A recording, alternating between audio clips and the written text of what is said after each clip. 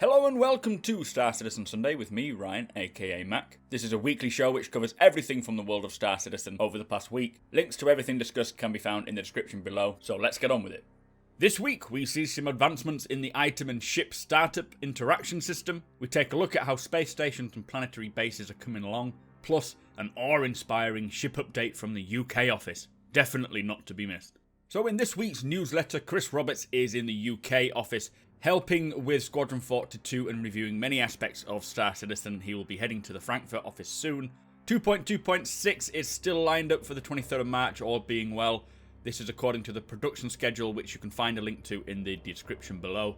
And the sneak peek is titled Yela Afternoon, which is a glimpse of the afternoon sun over the Crusader moon Yela. It is looking beautiful. So, Around the Verse this week was one hell of an Around the Verse. The studio update came from the UK, and starting with the player interactions, they have completed 2 sprints where you can interact with items within the verse. There's an interactions ship panel 2. This is to do with the new startup of your ship. The mission systems, they say, is moving along well as well. The sprint 3 for the mission tool setting up missions in the persistent universe has been completed. This will help create diverse and systemic missions. They're using a system editor tool to visually put the system maps together as well, like what we saw from the Frankfurt office, just to build the systems up.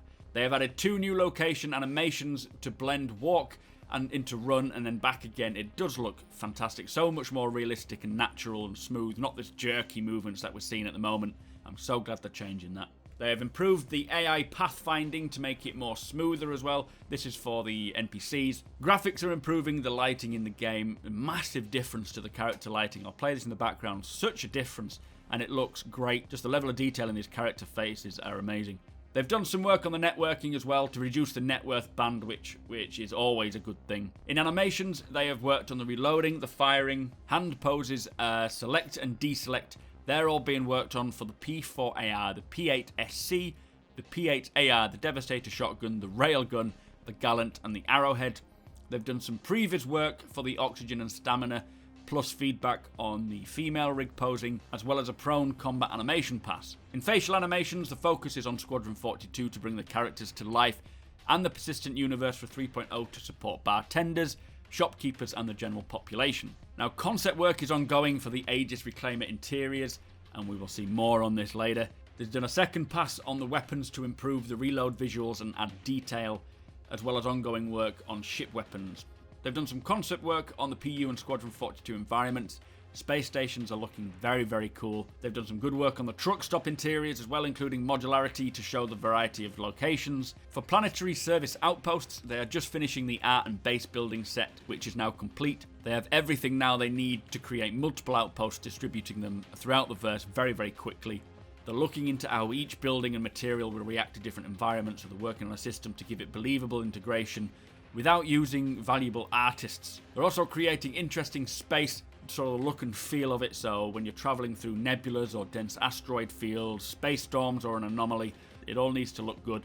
Visual effects are supporting atmospheric flight effects and modular procedurally generated surface spaces, and work is being done on the Constellation Aquila thruster and damage effects, plus further polish to the ballistic SMG weapons.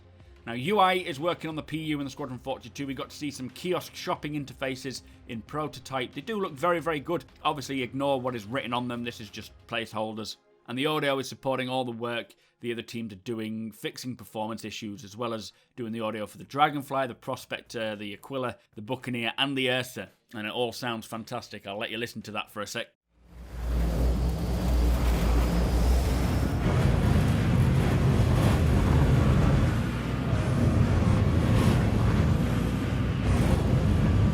Anyway, from there, we went to an interview regarding the level design process. Now, they needed a system which could create buildings quickly, but keep them sort of unique to avoid repetition. If they were to build all the necessary assets that they need by hand, they said it would take over 650 years, so this is obviously definitely needed. But what they have created are sets of modular items like walls, doors, floors, so on and so forth, then created them into rooms, and then they use these rooms to create the space stations.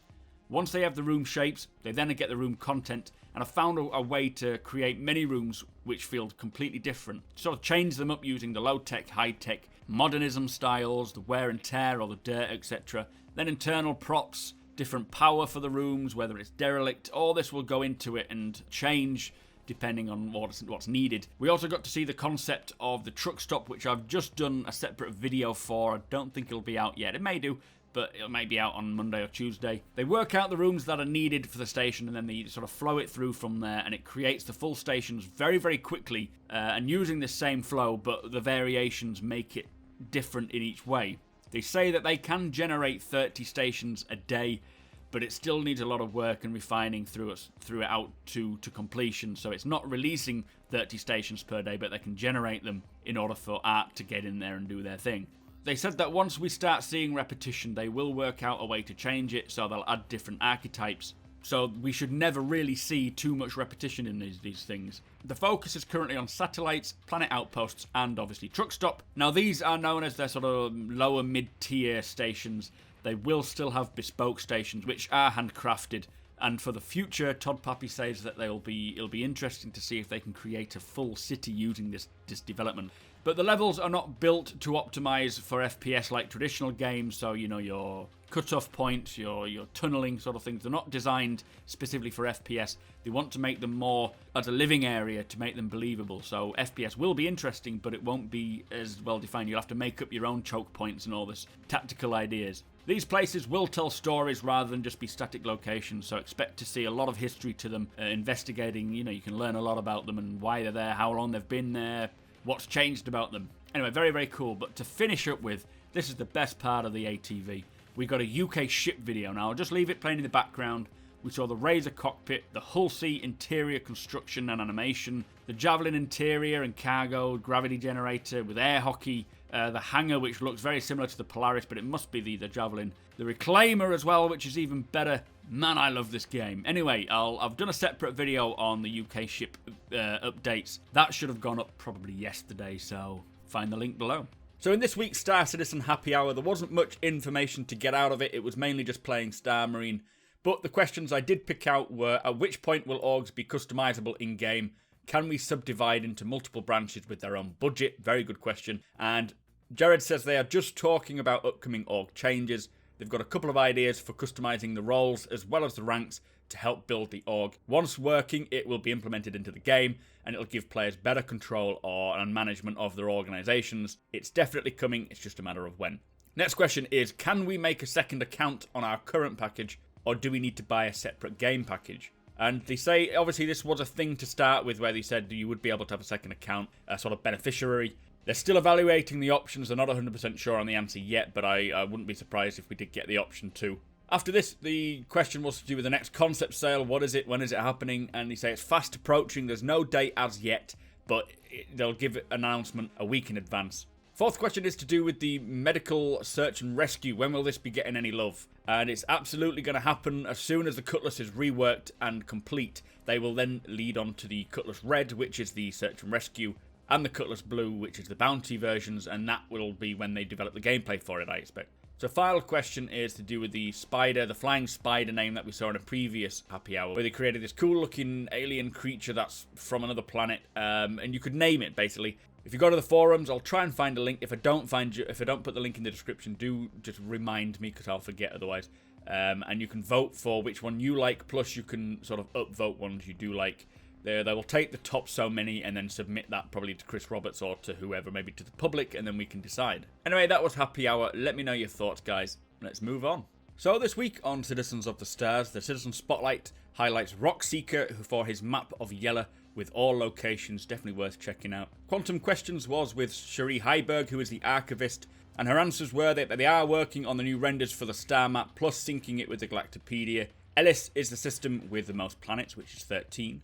The Galactopedia is the in-universe encyclopedia which describes the history and events of Star Citizen. They have created genre religions, relationships, and hierarchies. The next concept ship will be a Banu ship, but nothing is specified as to what. And the final one is that the Constellation Aquila does come with either the P-52 or P-72. So also this week there was a 10 for the chairman regarding professions in 3.0. This was worthy of a separate video which I have done and can be found with the link below. There was an op.net post which gives mercs updates on jobs. It's definitely worth reading if you're into the fiction side of things or you want to be a mercenary. Bug Smashers Mark Bent was exterminating server bugs. Jump Point is now available for all RSI subscribers. And finally, the Studio Monthly Report for February is available. I am looking into it now to see if there's anything new to pull out of it, but these new formats for ATV pretty much cover everything written in the monthly report, so we will see. I just want to give a quick shout out to BritIsnCon, which is a UK fan-organised Star Citizen event which will be happening in Manchester at the Radisson Blu Hotel on the April the 22nd. If you are interested in heading down and meeting everyone, including myself, other backers and developers like Brian Chambers, follow the link below to their website. It's britisncon.uk to learn more. So that brings us to the end of the show. Thank you for watching, and thank you to our subscribers, plus a massive thank you to our patrons as you make this possible. If you like what we do and want to help us make it better, follow the link in the description to our Patreon page to learn more.